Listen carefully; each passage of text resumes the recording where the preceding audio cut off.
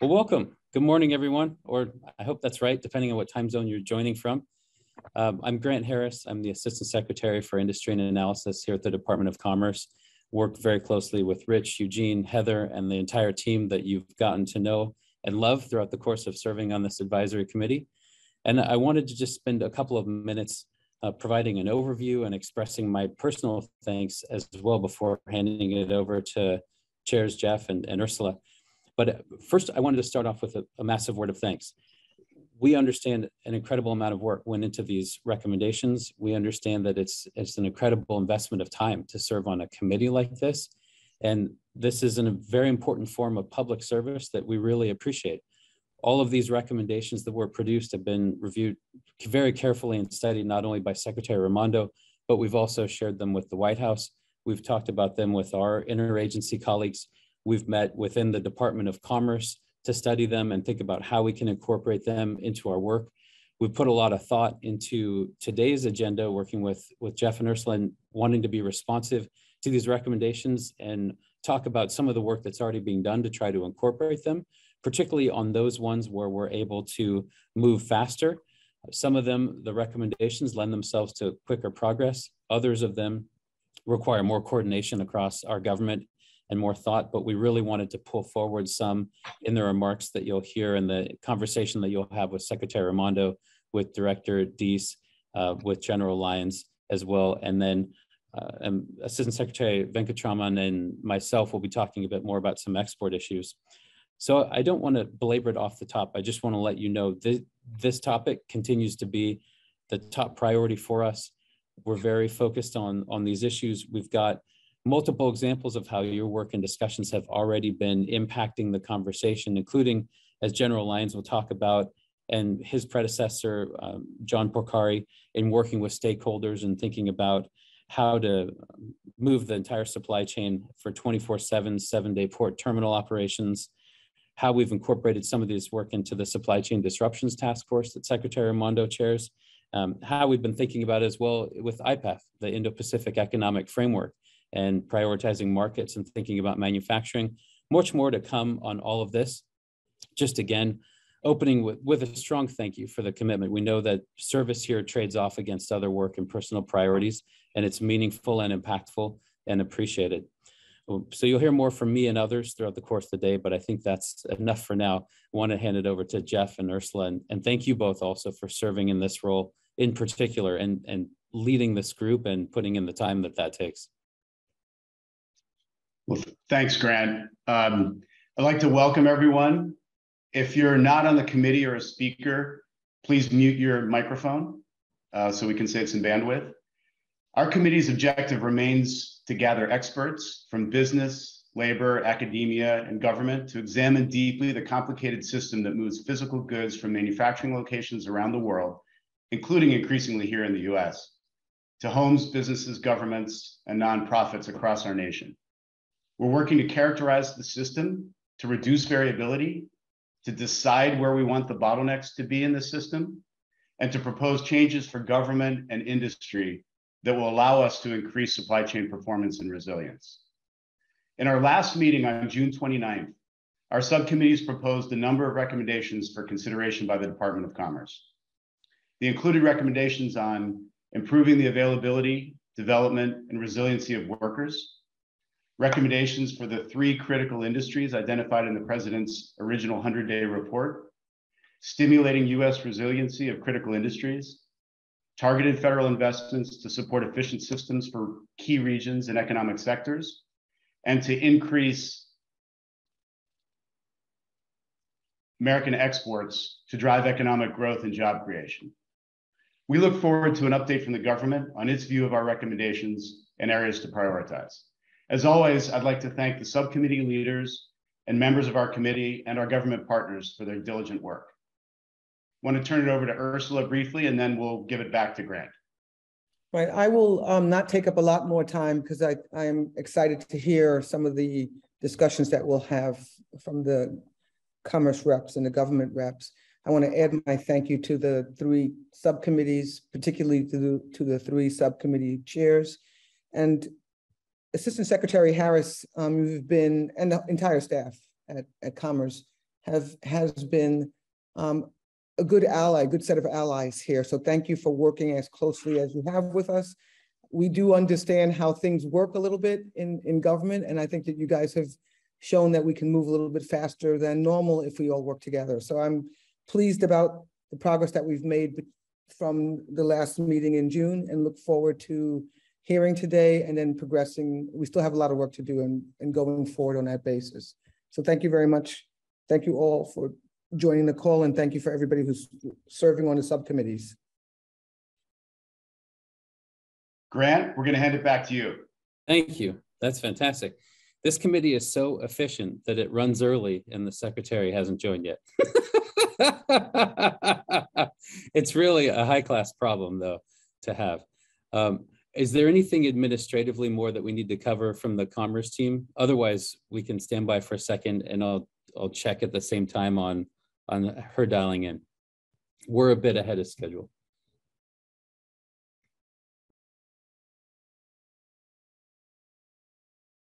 Hey, Grant, while we're waiting, there's an administrative item that we should take care of for the subcommittees and the committee. So sure. We're working on the next meeting date. We're going to propose a date in early February for the public full committee meeting. Of course, based on the feedback that we get today, we'll arrange subcommittee meetings as needed between now and then, including some work, I suspect, with not only the Department of Commerce, but some other areas of the government that will be super helpful in refining and adding detail to these recommendations. I would expect that we would have about 3 meetings in 2023, and we'll work between now and the end of November to secure those dates for the 3 meetings in 2023. Again, the first one will be sometime in early February, most likely. Jeff, question. Is it possible to show any tangible progress between now and February? I think there is. So what's happened since the last meeting? So on June 29th, you'll recall, Indra, that we shared the recommendations from each of the subcommittees with our partners at the Department of Commerce.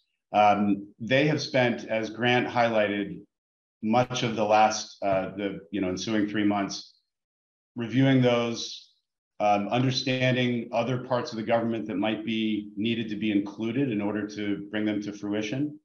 I expect today to get some feedback and continued feedback over the next couple of weeks on which of the recommendations we should prioritize. I think we'll find, based on the agenda, that they include a lot of the recommendations on the workforce. And if we just stop there, I think there are a whole set of other recommendations, including port infrastructure, some of the supply chain data work that we need to refine. But if we just started with workforce, we have so many good ideas and clearly still so much work to do in the economy to improve in this area. I think we actually have both the right partners, the will to get things done, and with the network of industrial and labor and and nonprofit participants on this committee, we actually can refine these workforce recommendations sufficiently so that we can make real progress in the next few months. So that would be my expectation, would be that the workforce recommendations would be among the highest priorities. There's also some detailed things like the Ocean Shipping Reform Act that we'll talk more about, where we have a real chance to help guide the implementation. And as we all know, with the passage of CHIPS and IRA, there's an opportunity for us to guide some of those pools of funds in ways, or at least recommend the guidance of some of those pools of funds in ways that could be most efficient for the economy. I would expect all of that to play out over the next 3 to 6 months. Yeah, that's exactly right. I think 2 things have happened that are pretty groundbreaking. One is CHIPS and the second is IRA. And the good news is that working with Commerce, we've been able to narrow, as Jeff said, down areas that we know will be able to deliver quickly, and actually have kind of worked our way through, and are still doing that, worked our way through areas that we should move to secondary action and focus on the areas that we can get done relatively quickly. So I think we'll be pleased with that, the progress that we made there. Thanks.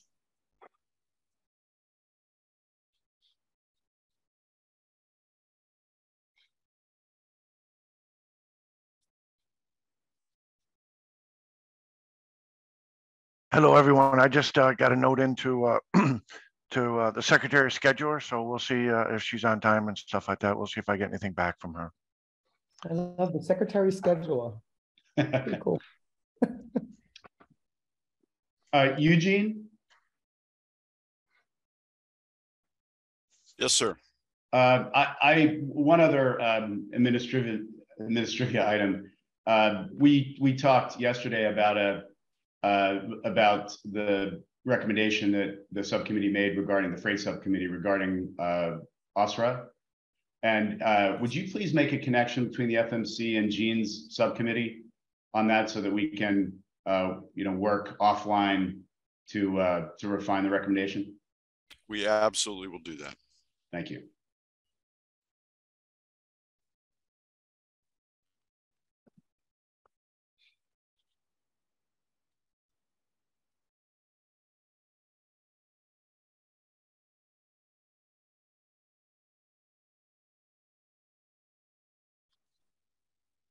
And yesterday, as we're filling time, myself and Howlee spoke about ways to continue to progress some of the work on the more complicated or kind of interdisciplinary subcommittee of data. And I think we'll be able to progress that a little bit faster as we go forward here. And I just wanted to say to Howlee, thank you for sticking in there. It's been a tough row, but we're making progress. Ursula, the key thing is there a way to do a Pareto on what's most urgently needed for the country? And then see if we're addressing the most important ones fast, as opposed to seeing what can be implemented of all of the recommendations. So just trying to see what can move the needle fastest. Jeff, why don't you take it? Yeah. Yeah, Indra, the nice thing is that there's a confluence both of urgency and urgency, importance, and feasibility, and that is in the workforce recommendations. And we made enough of them. We made 5 or 6 of them. One that I'm quite passionate about, as I know a number of members of the committee are our recommendations on visas. And that's one where I think we the representatives on the committee from industry and labor have a lot of data that might complement the data the government has on how we could make some real progress fast there on something that almost everybody agrees there's a space for movement. But that would not be unpopular, would it? Not be unpopular? Yeah. Well, obviously it depends on how it's done, but the recommendation was to focus on areas of real technical expertise and need in the country, and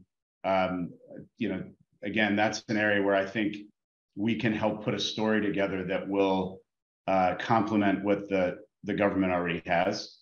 Obviously, there have been calls from many areas of industry asking for help here for a long time, and for whatever reason, we haven't, as a country, made enough progress in moving it forward. And this is an area where this committee might actually make a nudge that has a huge impact. Yes, this is a point that's very important. I see that the secretary is on, but it's a point it's very important in our power of networking to help get a message out. And this is one of the things that so the answer is yes, but we'll call on you guys to help us move it along, because it will require, in addition to, good policy, good thinking, good work in the government, but us to network and make sure that we get the information to the government, to the Commerce Department, such that they can actually make a big push in the areas that we're talking about, particularly in visas. Great. Madam Secretary, I see that you've joined. I have the enviable task of introducing someone who needs no introduction, You know this group well. It's an incredibly dedicated group, and you've seen the recommendations, and I know that you're looking to maximize the interaction. And so without further ado, thank you for being here, Madam Secretary, and over to you. Thank you, Grant. Hello, everybody. It's great to be with you all. Special hello and big thank you to Ursula and Jeff for being the chairs of this effort and for just being incredible with giving us so much of your time and guidance and leadership. I really appreciate it. You know, as Jeff said, this is a huge topic, and I know I'm learning a lot from listening to you. So I appreciate your time, and I'm confident that we're going to take some action that will alleviate some of the supply chain bottlenecks, in part because of your recommendation. We have the recommendations, and we've divided them into 3 categories. The first one is recommendations we think we can act on right away, in large part because they reside here in the Commerce Department. So these are things that my team and I can move out on and we think are worthy. And we're going to discuss some of these recommendations today and figure out how to make them actionable. You're also going to hear from Grant and Arun about the work that we're doing, in some cases already, here at the Commerce Department to work on export markets. The second category includes recommendations we think we can move on quickly, but require some cooperation with other agencies in the government, for example, the Department of Transportation.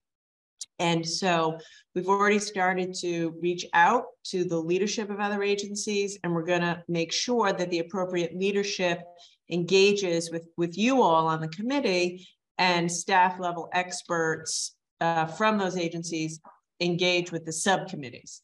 And you're going to hear from some of those partners today, including, and very importantly, Brian Deese, who is the head of the National Economic Council, who works in the White House, who can help us work across agencies. And he's going to talk about the bioeconomy, and General Lyons, who will discuss improving supply chain data, really important, as you have highlighted. And then the third and final category includes recommendations that requires our teams at the White House and in other agencies to do a little bit more thinking. And those are things where we think they might be a good idea, but we have to study them a little further. So today, I think it would be most productive to have a conversation about the immediate actions that we're going to get on here at the Commerce Department. Quickly, first one relates to chips. So the Manufacturing Subcommittee made several recommendations about supporting industries that are upstream suppliers and downstream customers in the semiconductor industry. Obviously, after the CHIPS Act passed through Congress, we now have a huge focus here at the Commerce Department on semiconductors. The $50 billion that Congress appropriated, it now resides here at the Commerce Department. We're setting up a team. I'm trying to hire 50 people between now and the end of the year to run that team. And it's really important that we do that. And in a way that coordinates with your group. So I would like the Manufacturing Subcommittee to engage with our CHIPS team. We have a leader of the CHIPS team who's unbelievable. His name is Mike Schmidt. And it's just a very important conversation for us to have so we can maximize the $50 billion investment that Mike and his team are about to make. Second is workforce. I'll say I had the opportunity, obviously, to review all of your recommendations, and I think there is so much value in your workforce recommendations. The Freight and Manufacturing Subcommittees both made, I think, really good recommendations related to workforce. This has been a top priority of mine since I was governor and here as secretary. I have already spoken with Labor Secretary Marty Walsh about your ideas. He and I are working very closely together on a number of initiatives related to workforce, and your recommendations will now inform our work. I should tell you that when I arrived at the Commerce Department, I decided to take some of our American Rescue Plan dollars and put it towards targeted investments in job training. First time ever the Commerce Department has done that. Historically, job training has stayed in labor and detached from commerce. We decided it has to be together. And as a result, we just announced 32 awardees who received $500 million in industry-led workforce training initiatives, which I think will be very successful.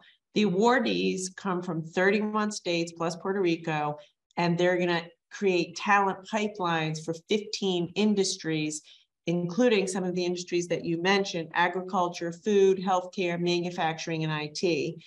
I would like to recommend my senior advisor, Kevin Gallagher, who parenthetically ran workforce for me in Rhode Island and now does that here in Commerce Department. Kevin will meet with your subcommittees to ensure that our programs here at the Commerce Department address the critical gaps that you identified. So I hope that's helpful. And I want to, again, thank you for your willingness to serve on the committee. You're playing a really important role in helping us address global supply chain challenges. And, you know, back over to you, but I'm ready to get to work. Jeff and Ursula, do you want to lead off and moderate the conversation? Sure. Secretary Raimondo, thank you very much for a couple of things. One, for taking the time to lead and guide our committee and subcommittees, but even more so for all the time that you and your team spent reviewing these recommendations that people spent so much time putting together. It's nice to know that you know, we can send in such recommendations and have them you know, be taken very seriously and work with our partners to lead to some real change. I think that's encouraging for every member of the committee. Ursula, is there anything you want to add? I thought we might take some Q&A, which we can moderate if there are questions. I don't know, Grant, we may have someone keeping them if there are any in the chat stream. I have nothing to add. Let's go to Q&A if we can move it on. Let's see if if anybody has.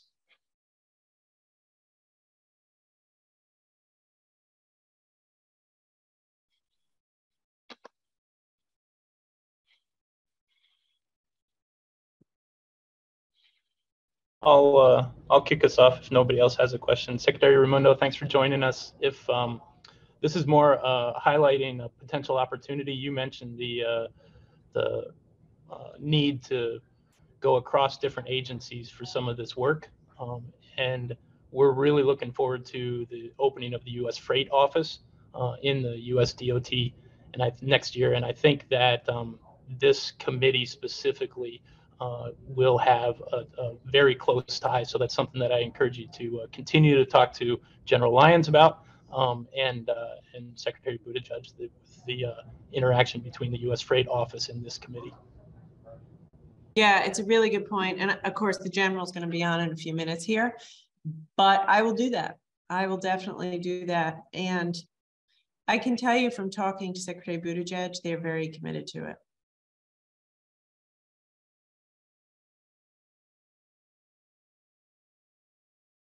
Jeff, I can. Hey, Revathi, please. Hi, Secretary Raimondo, good to see you again. I was just going to say that we're excited to see the work that has happened with the CHIPS Act and the Inflation Reduction Act, and we do believe that it's a unique time in the U.S. to really revitalize manufacturing and the focus on advanced technology. Also, we can see that from a lot of our customers. And we believe that combining that with the availability of good workforce and good labor skills is, will really lead to good success for the U.S. in the coming decade. So we're excited to see both the CHIPS Act and the Inflation Reduction Act. You talked a little bit about the CHIPS Act, maybe about the Inflation Reduction Act. Is there specific things that the subcommittee can do that will help in terms of revitalizing manufacturing related to the IRA. Would love to hear your thoughts on that. Yeah, thank you. It's a really good question. And honestly, I should probably think about it and come back to you with a better answer. CHIPS, I'm extremely familiar with because we at Commerce are implementing it. The Inflation Reduction Act is mainly residing in the Department of Energy. To state the obvious, the Inflation Reduction Act is going to create like a massive demand for electric vehicles of every kind. And we're not equipped to provide for that. Furthermore, and it's probably worth this committee studying this, there are pretty aggressive made in America requirements in the Inflation Reduction Act. In order to get the incentives, there are, the cars have to be assembled in North America. The batteries have to be primarily made of materials sourced in North America. And this doesn't exist, as you know, the supply chain in North America now. So if we're going to have any hope of meeting the demand that the IRA is creating, we need a really fulsome plan to develop the supply chain here in the United States or Mexico and Canada. The second thing I would say is critical minerals. It's, you know this, and your recommendations touched on it. China corners the market totally on the critical minerals required for the EV batteries. And we have to get really serious about sourcing them either domestically or from our allies. And so that's another thing that requires a all hands on deck effort, mostly led by DOE, but really in partnership with the private sector. Thank you. That's helpful. I do believe that it's creating a lot of interest from a lot of our customers to look at both for cars and for utility grade solar projects or inverters and storage and batteries for homes. It is definitely generating a lot of conversation in terms of where do we build these factories, you know, and where can we find the right skills and resources. So all good things. And we're excited to see, you know, the amount of opportunities that it creates. Secretary, yes. I have a quick one on, you just said something that was very interesting to me that I was not aware of, and wouldn't have been logical to me, that the bulk of IRA is kind of managed out of DOE. And is there a similar body that DOE is working with to try to close the gap between whatever the requirements are, which are many, and industry?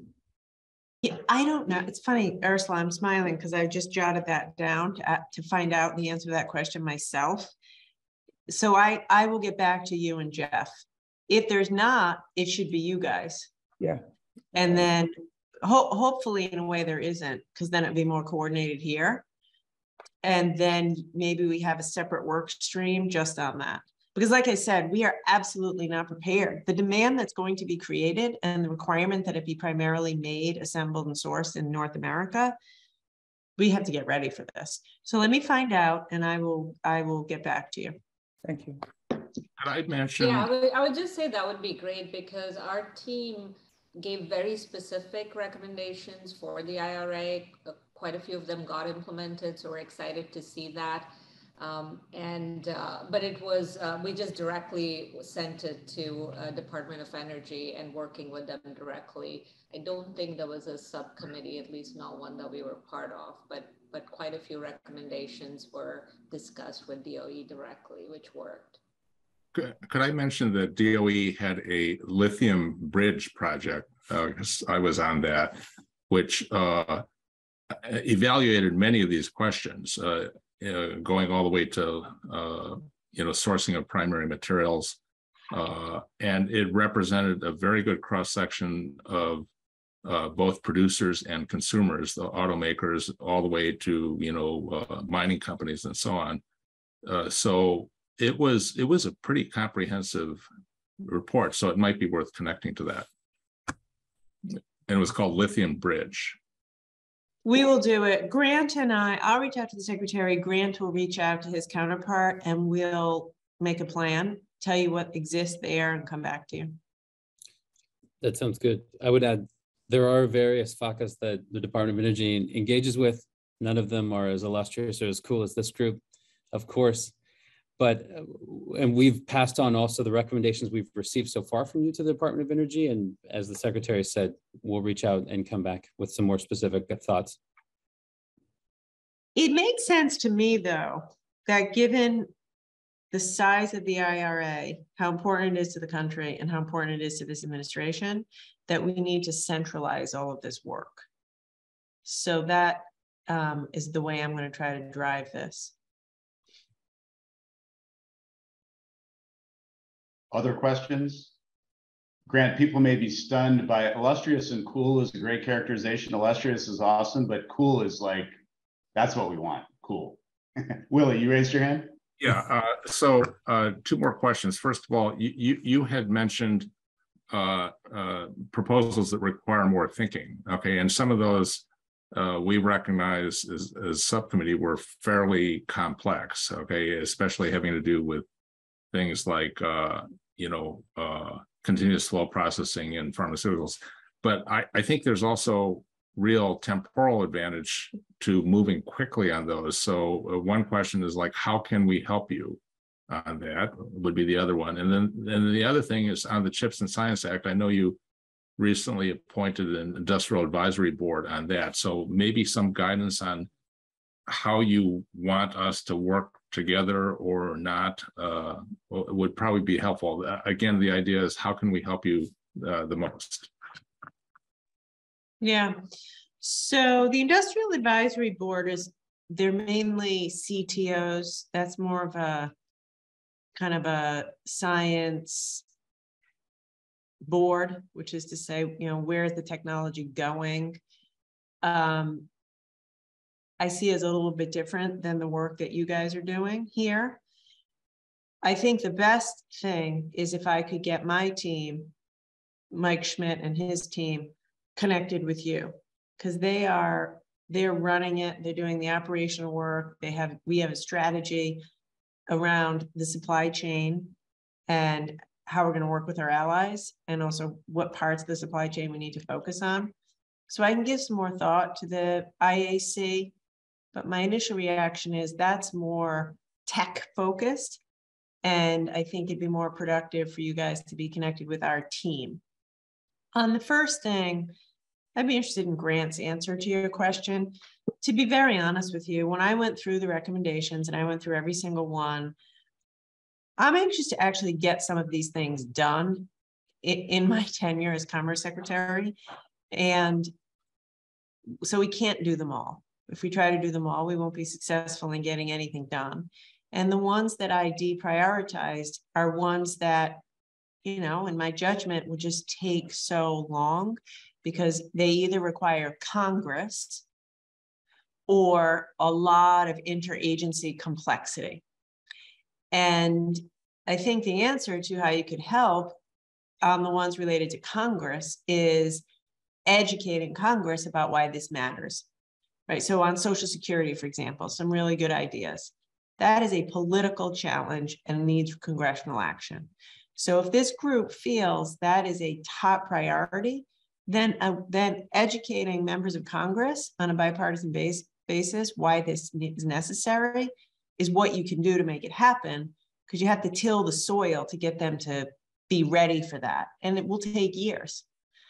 Some of the other things that we're prioritizing are things I think we can actually get done in the next, year or two. Thank you.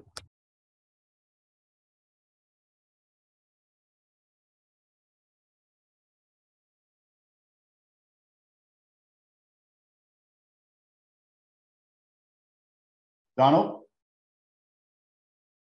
Hey, good morning, everyone. And Secretary Raimondo, thank you so much for joining us this morning. It's good to see you again. No questions in general, but I did want to make a comment and really thank the administration for the ongoing efforts around the rail labor discussions, which have been very, very important to our company for sure, to avert any disruptions. It is really important that we keep that piece of infrastructure going and going well. And so we just really appreciate the way the administration has leaned in what I think is a really big way. So thank you for that. Yeah, thank you. You guys should know Jeff pinged me numerous times on that. We were super focused on it. And I heard from industry, Mary Barra called me and said every 1 hour that the trains were out, they lost 36 hours.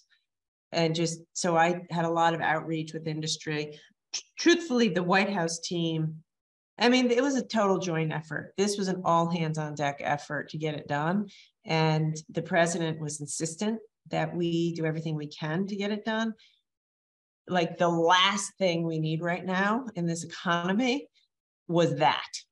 So thank you for what you said. And I'm just so relieved it happened.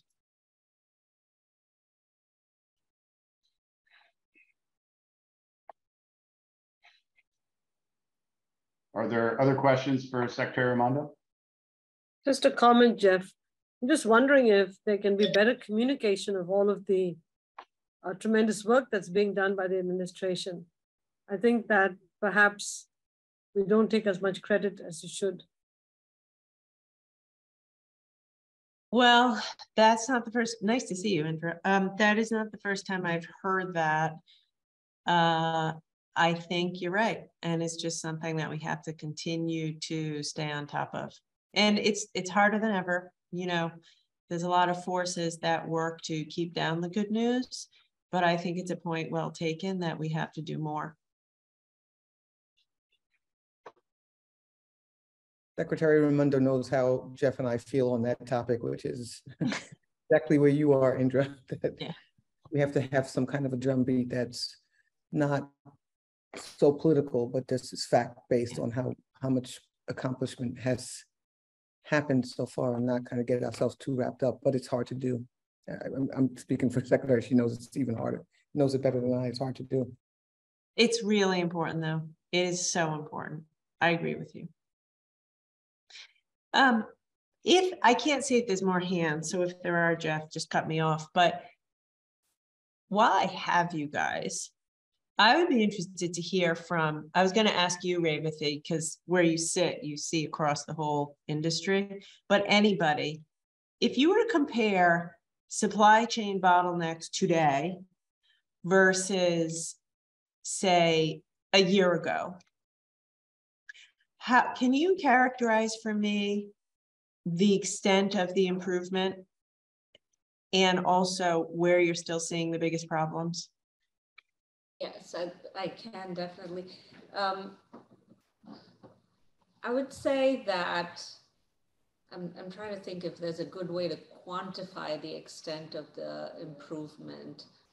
Probably slightly harder to do, but I'd say in anything, at least from a chip standpoint, if there's anything that's related to more of the consumer products and more of the kind of leading edge semiconductors, we have seen just significant improvement. And that's a correlation, as you know, Secretary Raimondo, of demand changing, shifting, and also the capacity being reallocated well over the last couple of years.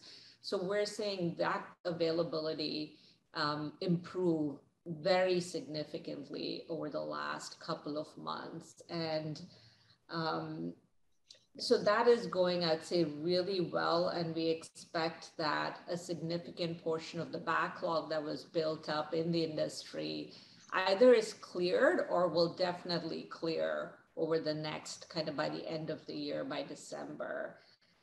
Where we see still significant challenges is in all the kind of lagging edge semiconductors. And that it particularly impacts automotive, particularly impacts our medical industry, and to some extent kind of the industrials who are still in some of the older, more complex nodes. So there we're still seeing enough shortages similar to where we were, I would say, last year, because the capacity commitments will come on board more next year. So that's where it'll take time. And so we expect that to continue through calendar 23. And we're not seeing as significant improvements there as on the leading edge side. So on semiconductors in general, I would say a lot of them going well. That is a correlation of demand and capacity having come on. And on kind of the other industries, as capacity comes on, it'll get better, but it's still quite difficult. And you've seen that with a lot of the automotive shutdowns that have been announced recently. I would say in non-semiconductor shortages, we are seeing very significant improvements every day, whether it's plastics, resins, just metals in general. And with freight conditions starting to improve, we're seeing also those improve quite significantly.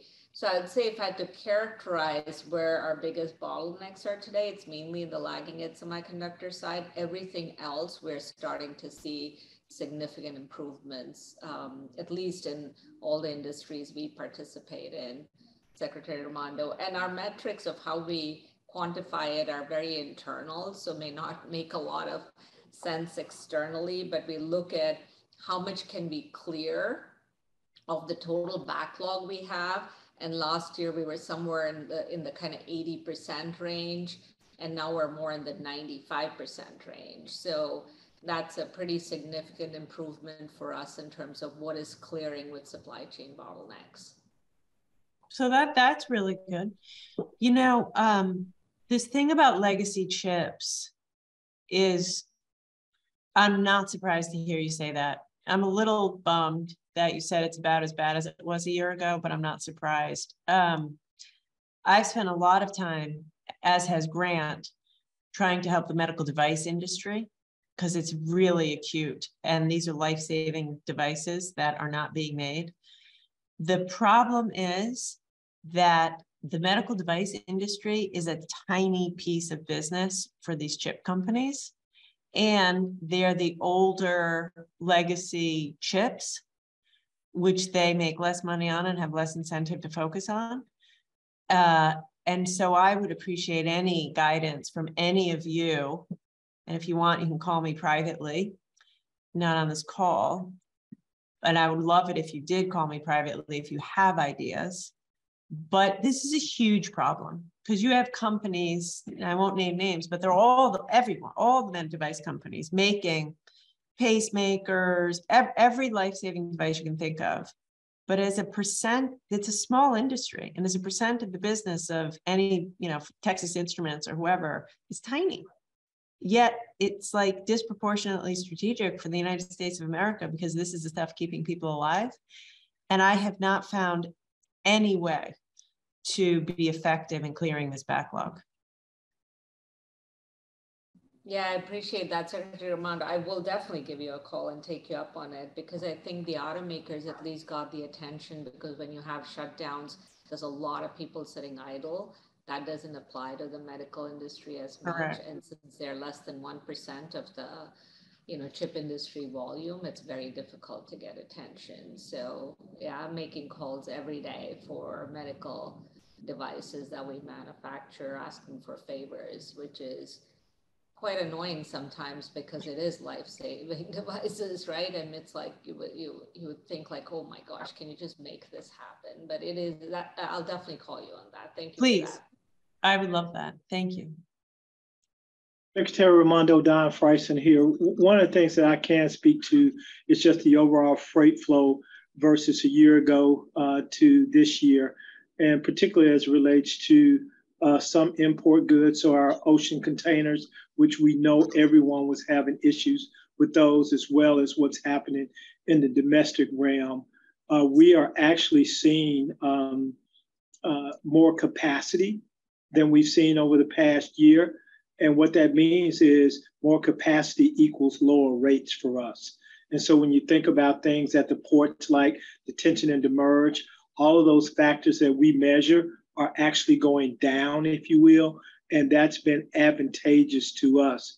We're in a home improvement business, so it's important to a lot of Americans that are home owners, which, by the way, the average housing stock is 35 years or older. So it is really important that we be able to provide some cost-effective solutions for individuals that are maintaining their homes and are, due to the current interest rates, making improvements in their homes versus looking for other homes. And so it's been a real boon for us just over the last few months around driving some of our costs down so that we can pass that on to the ultimate consumer. So in a nutshell, domestically, things have gotten a lot better as well with our carriers, not nearly as much talk relative to driver shortages and things of that sort. So we're seeing really stark improvement versus a year ago. That's really good.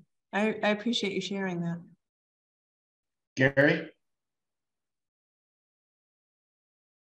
Thank you. And great to see you, Secretary. And again, thanks for your tremendous leadership. Just from the aviation industry perspective, I guess I'll just make a couple of comments. I think, we're very people-intensive, labor-intensive industry. So a lot of people have been hired. So a lot of the staffing issues that we were seeing in the airline industry in particular in 2021 are significantly less, and certainly for Southwest Airlines. The other supply chain challenge that we were having a year ago was just getting jet fuel delivered to airports.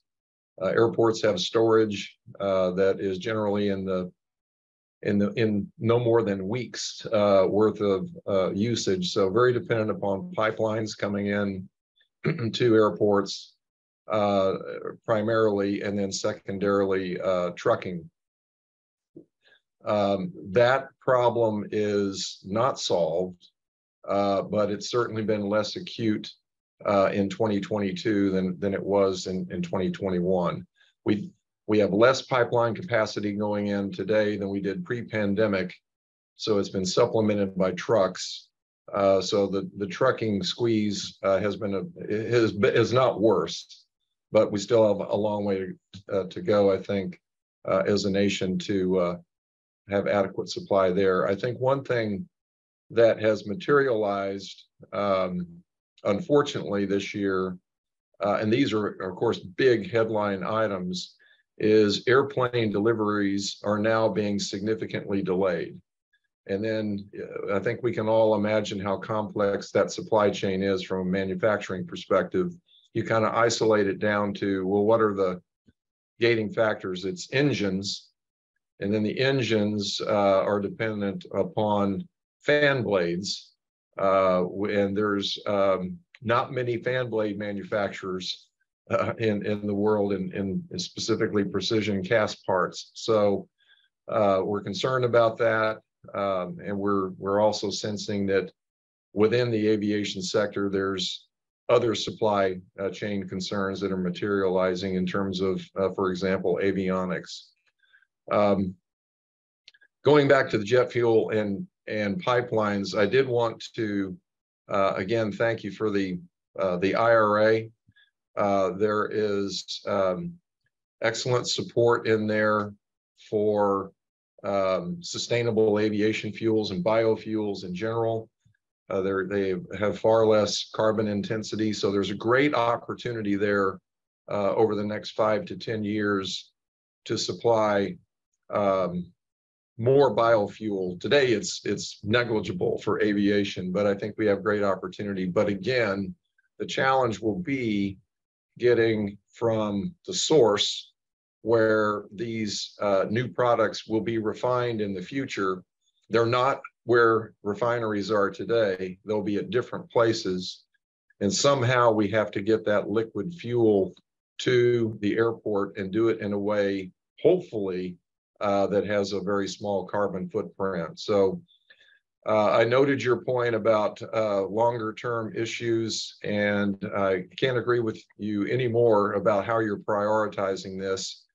but some of these issues are long-lived. They will require acts of Congress, and I think we'll definitely want to engage with you next year as to how we go about trying to get some of these bigger ideas on the table, like more pipeline capacity. Trucks are 5 to 10 times more carbon intensive than pipelines, as an example. So we definitely have a lot of challenge in the aviation sector, not to mention trying to get the air traffic control system modernized. That's still a very long-term project and something we need to pay very close attention to, because that obviously impacts the throughput of our supply chain to get people where they want to go. Yeah. Okay, just like quick responses. I'm mindful of time. So thank you for all of that. I think that on that issue, it requires Congress. It's political, not everyone, that's a challenging issue. So what I said before on issues of that kind, I think it's good to work on it. And I think a lot of it is education, which should take the form of fact-based education to members of Congress and the administration. And I think it's a fine, long-term effort to continue to work on. Second point is, and we should follow up on this, Jeff and Ursula, it occurs to me that it would be useful for this group to have some more interaction with Secretary Buttigieg and maybe Secretary Granholm, because what you were just talking about, Gary, obviously it would be great for you to really get in there and talk to Buttigieg and his team that are working on that modernization. And earlier we had the discussion related to energy. So Grant and I will follow up with Ursula and Jeff on figuring out how to make that happen. Because that's the other way to move forward on some of these initiatives that are interagency. If we get the cabinet secretary on these meetings and totally invested, we'll have much more success. I see my partner in crime, Brian Deese, has joined the Zoom, which I couldn't be more excited about. Brian is absolutely phenomenal. And in fact, he was front and center in resolving avoiding the railroad strike. So I'll turn it back over to, I guess, Jeff to maybe do the introduction of Brian. But before I leave, I want to again thank each and every one of you. This is an enormous time commitment. And for my part, the way I'll honor your time commitment is to dedicate my own time to it and make sure that we have some action accomplished behind your recommendations. Thank you so much, Secretary Armando, and thanks for joining us today.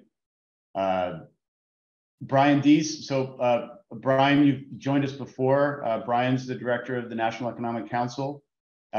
He's been a partner to our committee in a number of ways, including giving us guidance right up front, helping to choose the members of our committee and making sure that many of our ideas are front and center as the administration sets policy. So Brian, thanks for your leadership and commitment to all the things we're working on, and I'll turn it over to you.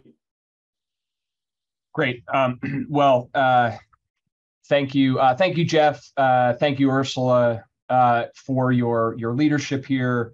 And I want to start where Secretary Raimondo ended, which is to just both acknowledge and thank you all for the commitment of time is significant. We understand and we take quite seriously the value of that, and have tried to structure our approach on this to make sure that we are actually then making good and effective use of the input, the thought, the critical thinking that you guys are bringing to our collective endeavor. I know while my camera wasn't on, I caught a decent amount of the conversation here with Secretary Raimondo, and I want to minimize the degree to which I'm duplicating things that she said, although we're totally aligned, and maximize the ability to have open conversation here. So let me just start by making a couple of points. Number one, I think the work of this committee and the mandate and the mission, it was important, Jeff, when we first sort of got together and started talking about this some time ago, and it's even more important now. The answers to the questions about current sort of supply chain challenges underscore that even as we move in through phases of this post-pandemic transition, these issues are only becoming more salient, particularly in the context of a global monetary tightening cycle, which we may want to get into. Number two, I want to pick up on what Secretary Raimondo said in terms of, I have been particularly focused on within the recommendations that you all identified, those where success really involves tight interagency coordination. That's where we at the National Economic Council and in the White House can be the most helpful in partnering with Secretary Raimondo and the whole team that you are all intersecting with.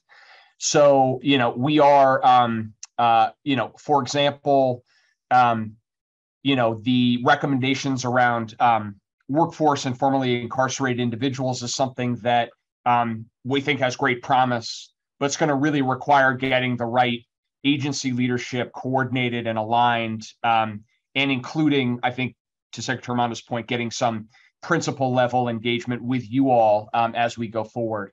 Similar on the issue of visa allocations and visa processing in general. Agree on the recommendation. We've got some work to do in terms of getting ourselves, effectively organized as government to actually deliver against those. There's then the category which has been reassuring to me. That's a sort of smaller category, but one that's important because we can make a lot of progress by working more effectively cross government.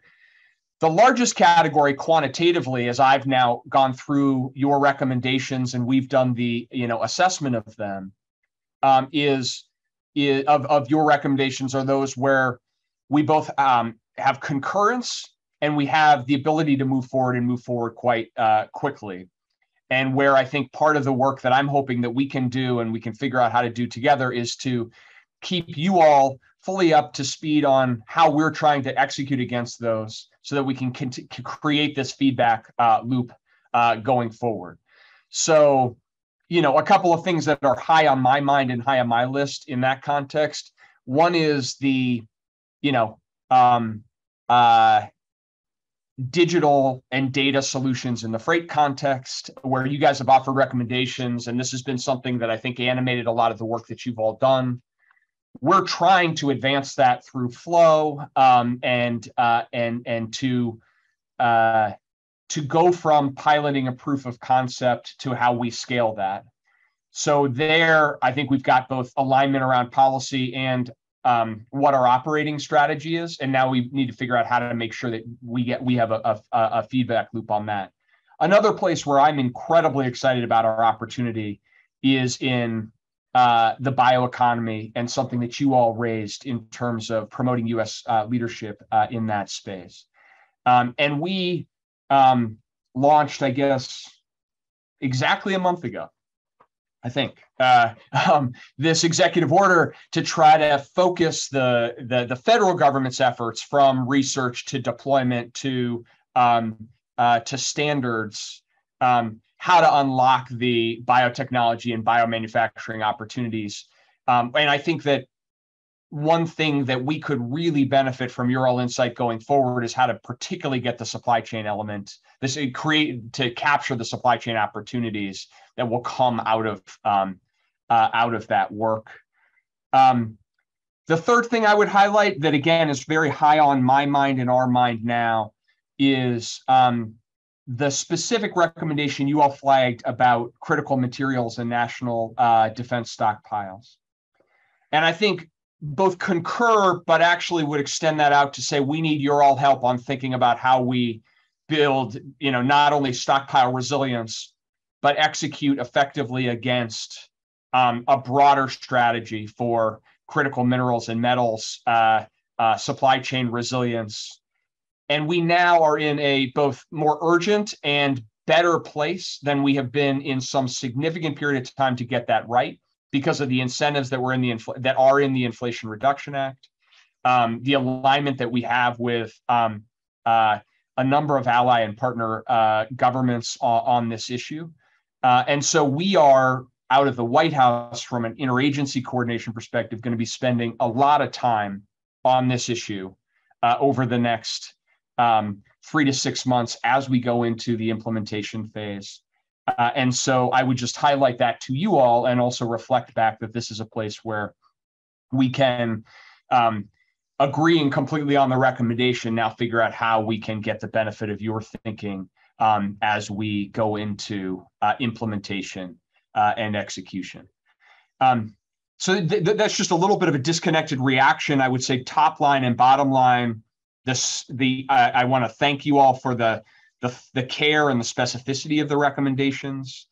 We have now, I think, forensically identified those places where that are few, but where we've got a policy or a tactical difference of view. But on the whole, I think we now have an opportunity to really work collaboratively on going from policy to implementation on some of these recommendations. And I hope we can, and certainly I hope we can continue to do that. And out of the White House, you've got our commitment that when the issue is, we need to be clear with you all, or we need to more effectively drive progress outside of commerce and across the interagency, then that's exactly what we'll do.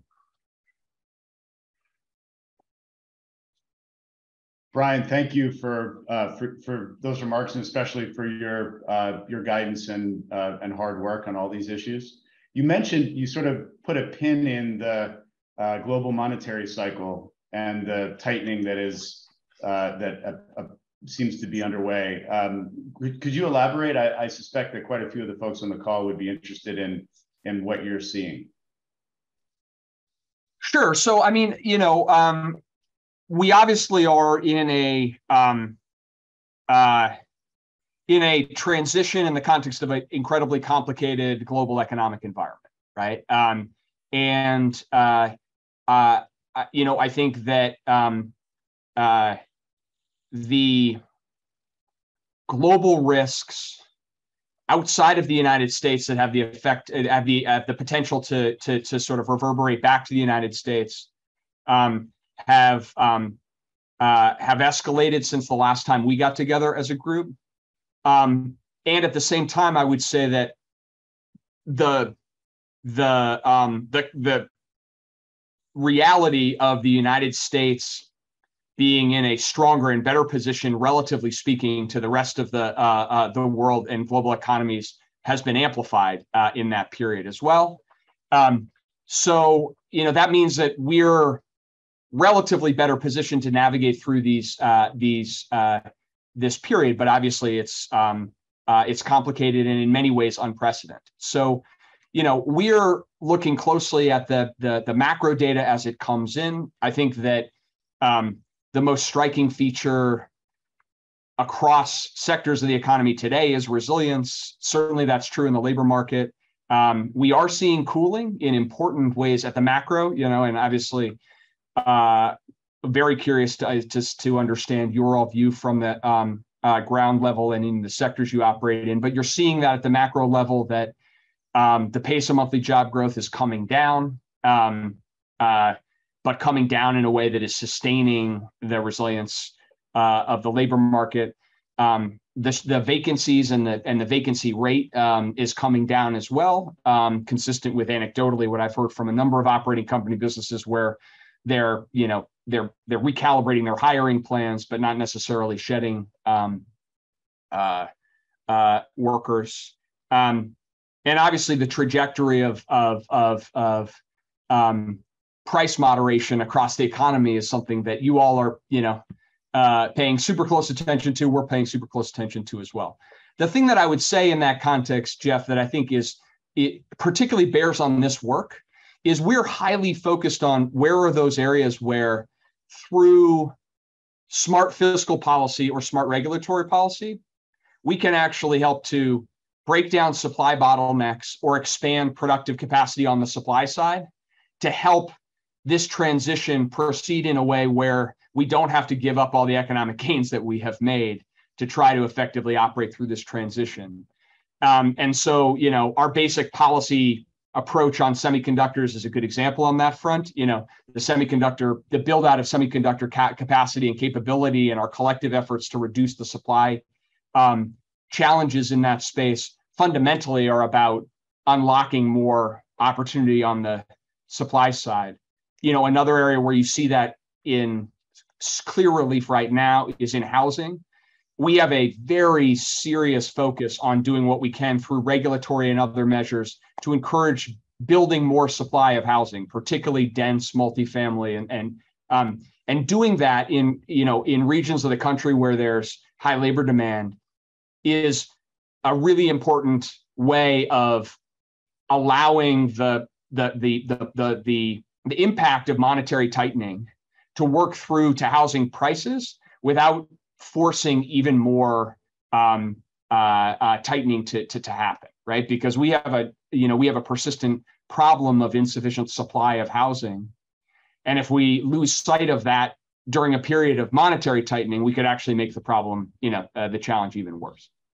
So it's areas like that, and obviously at the center of all of that is the supply chain, right? So at this moment in the cycle, anything that we can do to help try to operate on the supply side will help facilitate this transition. Thanks, Director Deese. Are there any questions from the committee or the audience?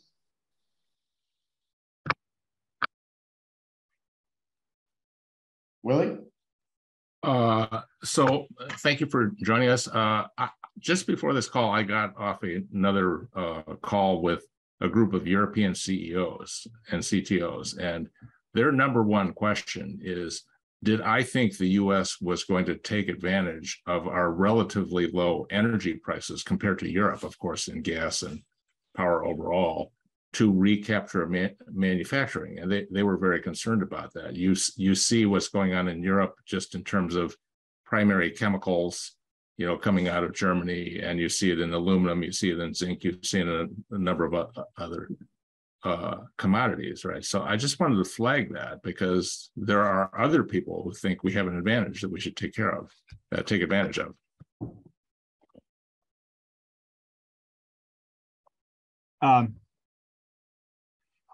Well, it's a point well taken, and obviously our goal, our economic goal is not to capitalize on that advantage in a way that is zero sum and that makes life harder for our European partners at this moment.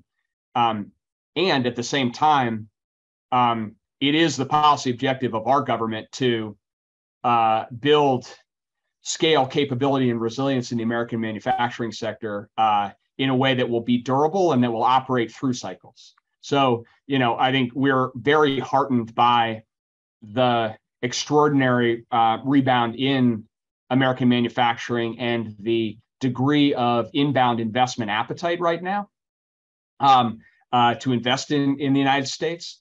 And we're going to keep doing everything we can to try to encourage that, but to do so in a way that is durable. And part of being durable is doing it in a way where we're being, we're working with our allies and partners, particularly around shared challenges, that will persist beyond the short-term dynamics of this cycle.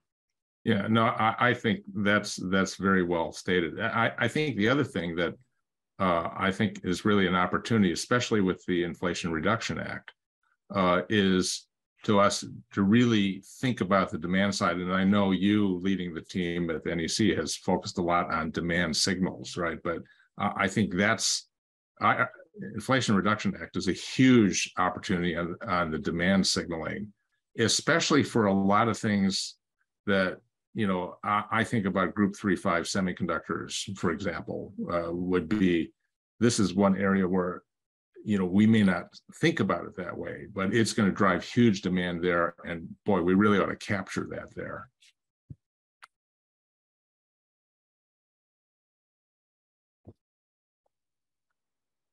Are there other questions, Director Deese? I have one quick one, and it just came into mind, and it may require Director Deese that we speak offline, and that's earlier Secretary Raimondo spoke about the requirements of the CHIPS Act and IRA for certain things to be done in the US, sourced in the US and made in the US. And that there's clearly a gap in either capability or skills, capability meaning skills and or fundamental capability. We don't have the infrastructure to do it on major pieces of what is required. Has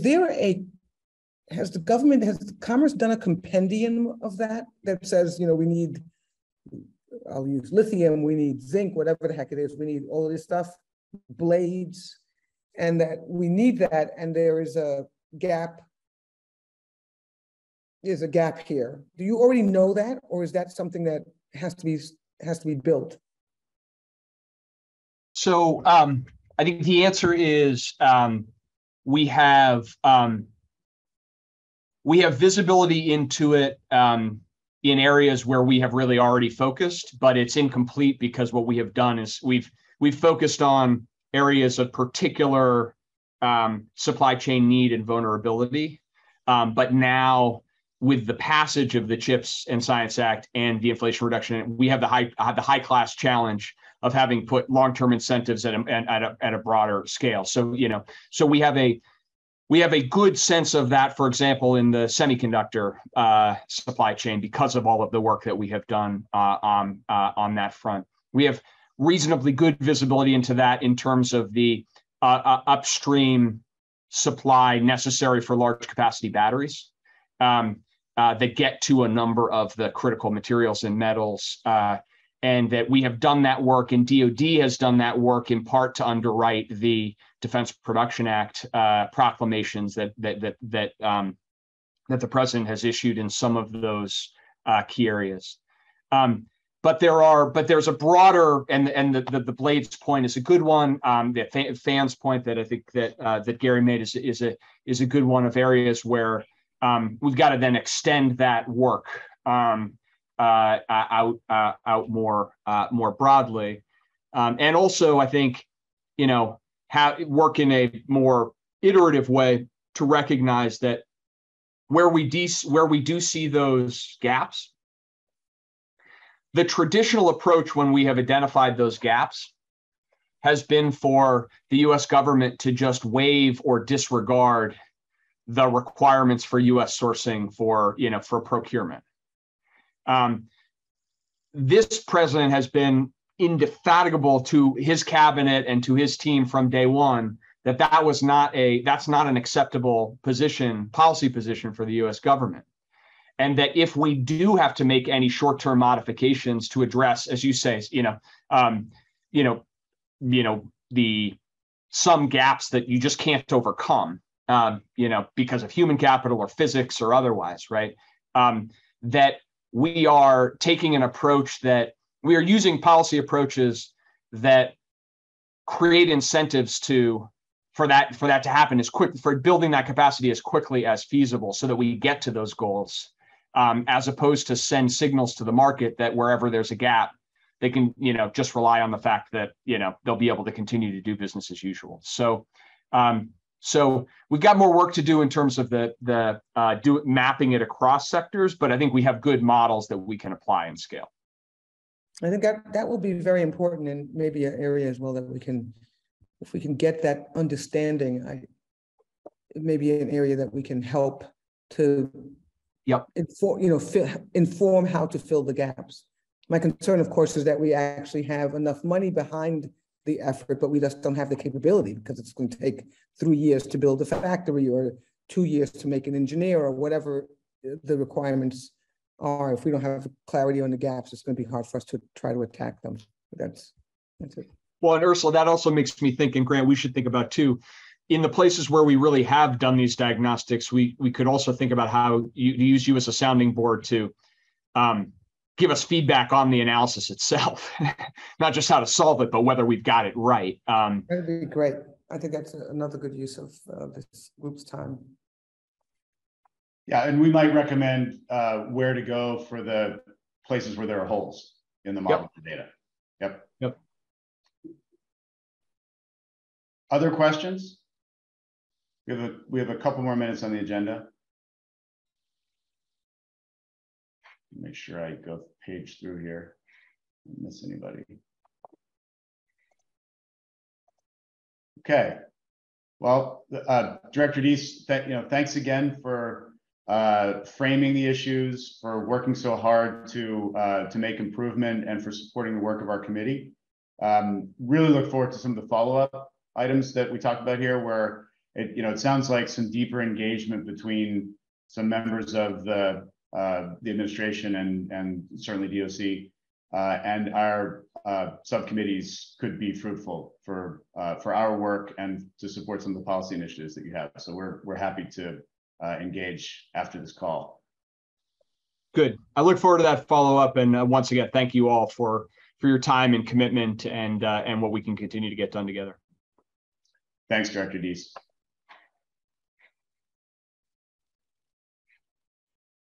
Thank you, Director Deese.